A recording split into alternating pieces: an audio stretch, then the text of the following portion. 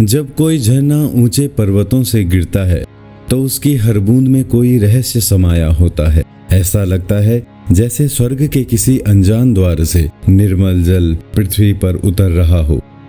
झरने की हर बूंद एक प्राचीन मंत्र की तरह प्रतीत होती है, जो चट्टानों पर गिरकर अपना अनहद नाद उत्पन्न करती है। उसकी कलकल ध्वनि किसी ध्यानमग्न ऋषि की श्वास जैसी लगती है, निरंतर, शुद्ध और अनवरत। और जब यह झरना नीचे आकर एक नदी बनता है तो उसकी यात्रा और भी रहस्यमयी हो जाती है। पर्वतों की गोद से निकलकर घाटियों और मैदानों को स्पर्श करती हुई यह नदी अपने प्रवाह में एक मौन संदेश छुपाए चलती है।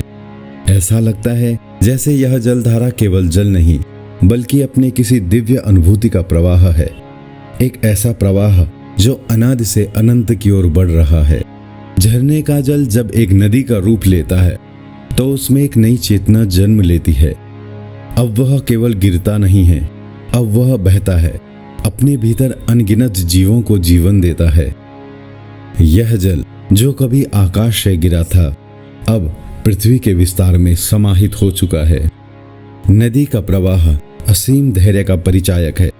वह पर्वतों को छोड़कर, वनों को पार कर, नगरों को सींचती हुई अंत में सागर से मिलने के लिए चलती रहती है। झरना और नदी एक ही चेतना के दो रूप हैं।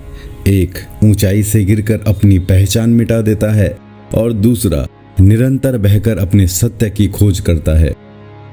झरना गगन से उतरती साधना की तरह है और नदी उस साधना से जन्मी अनुभूति की तरह। ये दोनों सृष्टि के मौन संगीत के भाग हैं। एक वह स्वर जो आकाश से गिरता है और दूसरा वह धुन जो पृथ्वी पर बहती है। इनकी शीतलता केवल शरीर को नहीं, आत्मा को भी स्पर्श करती है। और जब कोई इस जल से स्नान करता है तो ऐसा लगता है जैसे किसी अनदेखी चेतना ने उसके भीतर अपनी ऊर्जा भर दी हो। झरना और नदी कोई भौतिक तत्व मात्र नहीं है, वे ईश्वर के वेद मंत्रों की तरह हैं जो सृष्टि के प्रारंभ से अब तक गूंज रहे हैं और अनंत काल तक गूंजते रहेंगे।